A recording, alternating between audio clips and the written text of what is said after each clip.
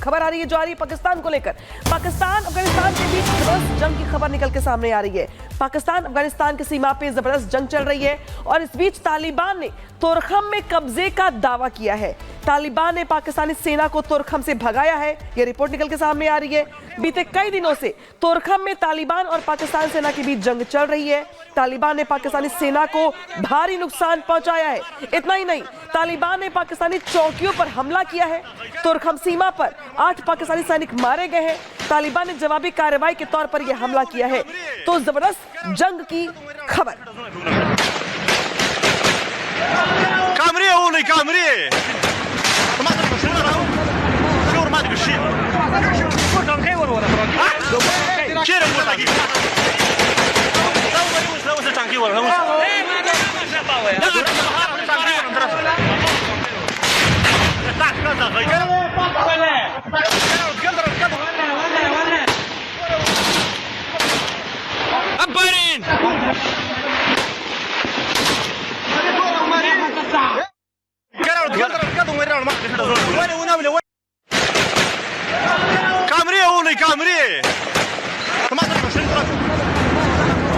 Какие валеты?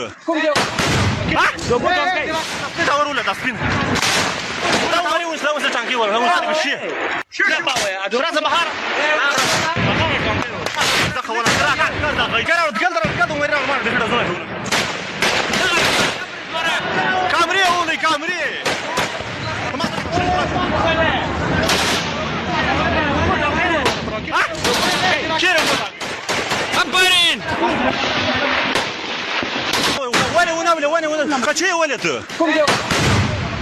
Tasmin tawarula tasmin. Kula tawari uka shiur madik shi. Shiu. Laqas yuma lagi tma tarjib zakha wala. और इसी बीच हम अगली बड़ी खबर आपको बताएंगे। क्या राम मंदिर टारगेट पर था, ये बड़ा सवाल। लेकिन पलवल पुलिस लाइन से संदिग्ध आतंकी को गिरफ्तार किया गया था आज सुबह। उसे पूछताछ हो रही है।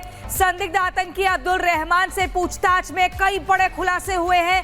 रहमान की साजिश का ब्लूप्रिंट पेन ड्राइव में मिला है। छापेमारी के दौरान पुलिस एक पेन ड्राइव लेकर आती है। पेन ड्राइव में राम मंदिर की कई तस्वीरें मिली हैं।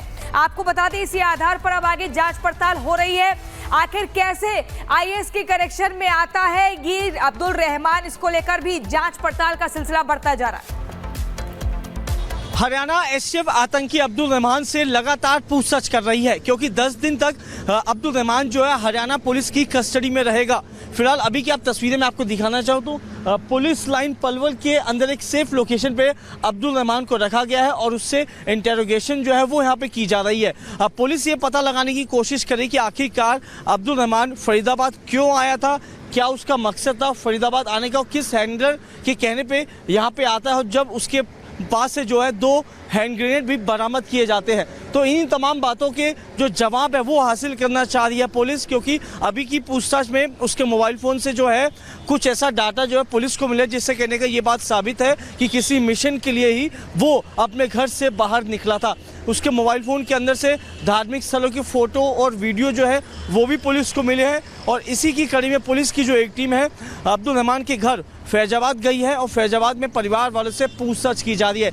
इसके अलावा इस बात का भी खुलासा हुआ है कि जिस फैजाबाद में मिल्कीपुर में जिस मटन शॉप पे काम करता था, वहाँ पे जब इसके पास समय हुआ करता था तो उस दौरान ये वीडियो कॉल के ज़रिए अपने हैंडलरों से जुड़ता था और वीडियो कॉल पे ही आतंकी ट्रेनिंग लिया करता था।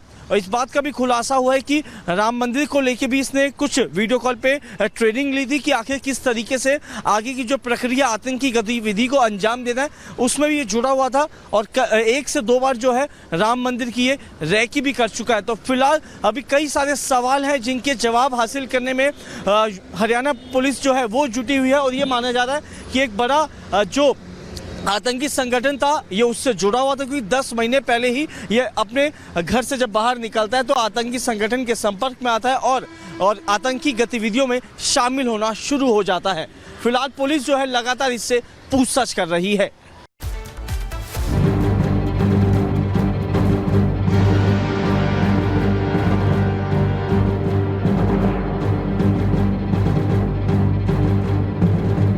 तो भाई हम यही कहना चाहते हैं, अगर मेरा लड़का दोषी है तो भाई उसको सज़ा मिलनी चाहिए।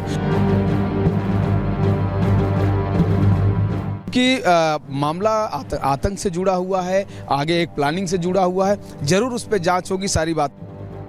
कड़े पहरे के बीच काले रंग के कुर्ते पजामे में बाहर आता ये वही संदिग्ध आतंकी है जिसने हिंदू आस्था और सनातन के केंद्र राम मंदिर को बम से उड़ाने की घिनौनी साजिश रची थी। वो अपने मंसूबों में कामयाब हो पाता उससे पहले ही गुजरात और फरीदाबाद एटीएस के हत्थे चढ़ गया, जिसके बाद उसे पुलिस रिमांड पर भेज दिया गया।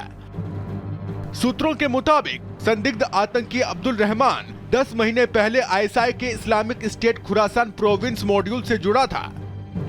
मिल्कीपुर में अपनी दुकान पर ही बैठकर हमले की वीडियो कॉल पर ट्रेनिंग ली। ट्रेनिंग के दौरान अब्दुल रहमान को ट्रेनर ने कई टास्क भी दिए। राम मंदिर में धमाके की साजिश भी वीडियो कॉल पर ही रची गई। माना जा रहा है कि राम मंदिर पर हमले की साजिश में आईएसआई का अहम रोल है। जांच के दौरान संदिग्ध आतंकी के मोबाइल में 20 से ज्यादा तस्वीरें मिली हैं, जिसमें हिंदू मंदिरों के फोटो और वीडियो शामिल हैं। माना जा रहा है अब्दुल राम मंदिर के साथ साथ किसी और बड़ी आतंकी घटना की फिराक में था।